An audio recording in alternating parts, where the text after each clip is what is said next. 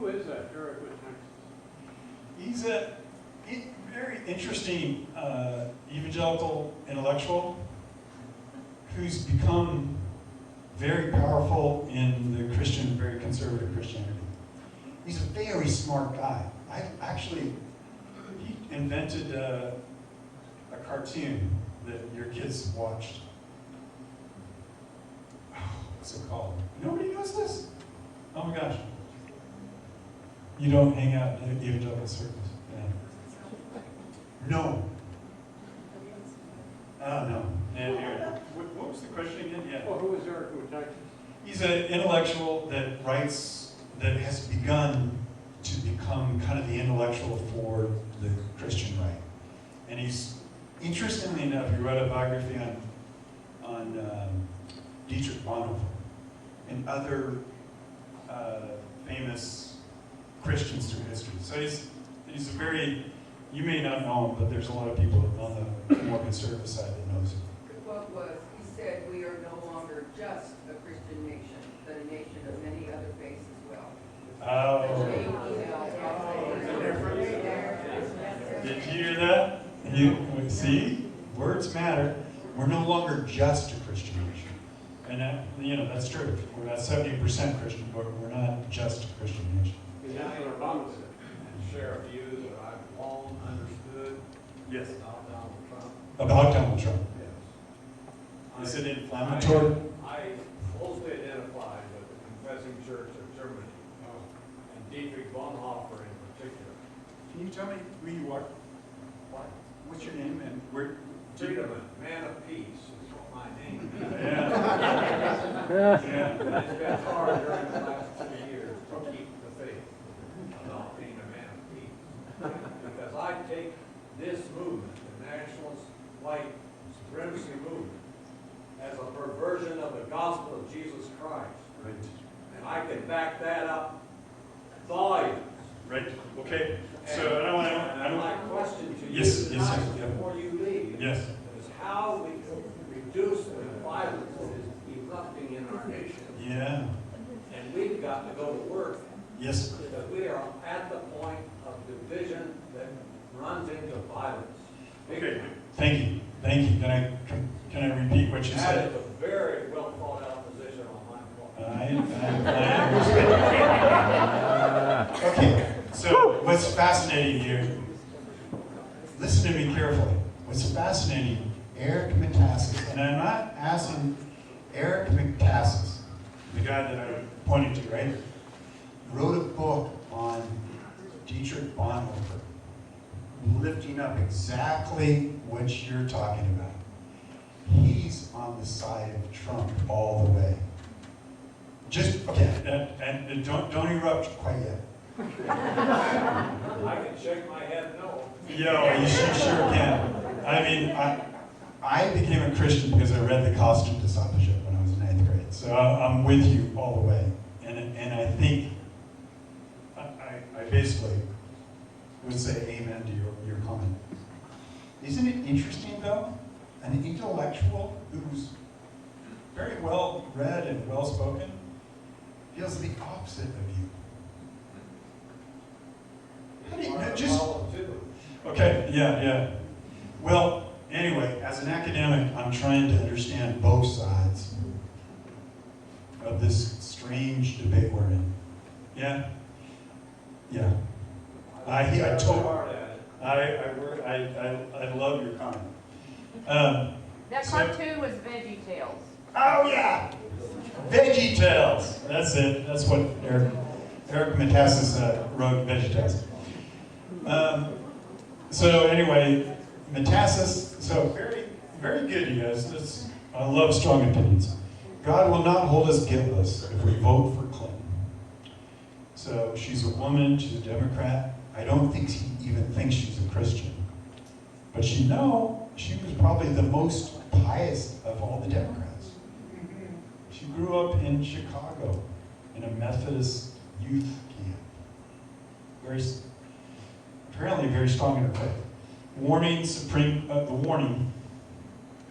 The warning from the right that if Clinton comes in, the Supreme Court could shift, abortion would remain legal, religious freedom would disappear. There's a whole sense that the Democrats want to destroy our religious freedom. Okay, so, you know what's beautiful is that we're still in the room together. Okay, no, seriously. Because I know some of you are probably like steamy right now. Because we're so divided. Now let me make an argument here. Just let's all like get our back straight and just take a breath. I think demagogues want us to be divided and hate each other. I think demagogues want us to be divided and want us to hate each other. Let's not do that. Let's not do that. Let's be strong without hating. And I have to practice it. I'm talking to myself. Seriously.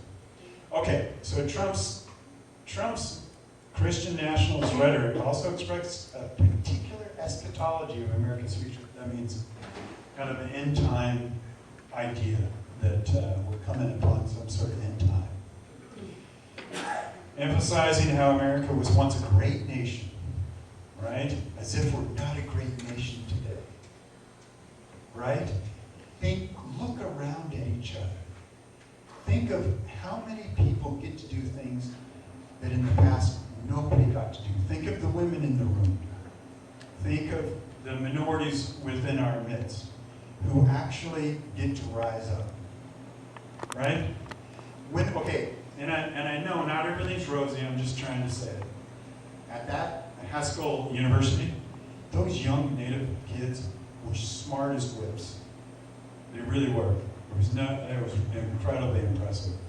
That's amazing. Those are good things. Let's have some good news. And the demagogues want to say, oh, we're going to shit. Okay? Do you see the rhetoric? That's what they want. Emphasizing how America was once a great nation that rapidly disintegrated under the influence of Barack Obama, who's clearly a Muslim, not born in the country, and illegal immigration. Trump's promises to restore America's past glory of what he made most clearly in his ubiquitous slogan, "Make America Great Again." Okay, and which is fashioned into a Christian hymn. Has anybody heard the hymn? It's "Make America Great." It's a real sing-along. Yeah. Okay, there you go. Anyway, voting for Trump correlated with specific factors. Christian nationalism related to the following factors: opposing economic regulations, welfare, affirmative action, gender equality, gay rights, antipathy for white immigration, non-Christian, particularly Muslims. Close connection to Islamophobia or I'm sorry, that was the Muslim Gold Star family. Did you ever wonder, let's just, ask this question, a wondering question. Why would, candidate Trump go after a Gold Star family? Why? They were Muslims. What else? What? What was that about? What was that about? And that's a little weird. Let's just I thought it was weird. Okay. Trump has widespread appeal. We find the Christian nationalist vote for Trump is not synonymous with, reducible to, or epiphenomenal of any other ideologies. Christian nationalism is also not merely a proxy or substitute for evangelical Protestant affiliation, traditional religiosity, or political conservatism, and affiliation with the Republican Party. It's kind of the thought is that all evangelicals are Trump supporters. That's not true. That's not true. But the preponderance of them are. Rather, Christian nationalism is a pervasive set of beliefs and ideals that merge American Christian group memberships, along with their histories and features that helped shape the political actions of Americans who viewed a Trump presidency as a defense of the country's perceived Christian heritage. Yeah. So, see what I'm saying? So anyway, so we would say this is the merging of politics and religion. No longer are religion and politics separate. They are merging. That's against our Constitution. Yeah, it's problematic. This is problematic, folks. We should be concerned, even if you're, this is concerning. Christian nationalism provides a meta-narrative for religiously distinct national identity, and Americans who embrace this narrative and perceive threats to that identify overwhelmingly voted for Trump. So this is where we are in the nation, and it's an interesting place to be. Some would say it's a crisis time. Yeah. Yeah, I just want to say as a pastor, I think a lot of us in the Mennonite liberal tradition look at that we have a lover's quarrel with our country. We're quarreling, but we love the country. But I think we're living in a time now where there's such animosity that, if you're critiquing the country, you're not really loving it. It's not a quarrel. There's the lover part is kind of vanished. So I don't know. Does that lover's quarrel, does that resonate with you? Yeah, no, I mean, you can disagree without being disagreeable. You can have really hard arguments with people and not hate them. I think we've gone over. We disagree with people and then we hate them. And that's troubling. I would say we're kind of in that troubling phase. And what's scary is some politicians, maybe not Trump, but some politicians are encouraging that. That's problematic. You're there. I agree with you, right? But man, people are really fired up on both sides. Both sides. Christian nationalism provides a meta-narrative for, yeah, I think we did that.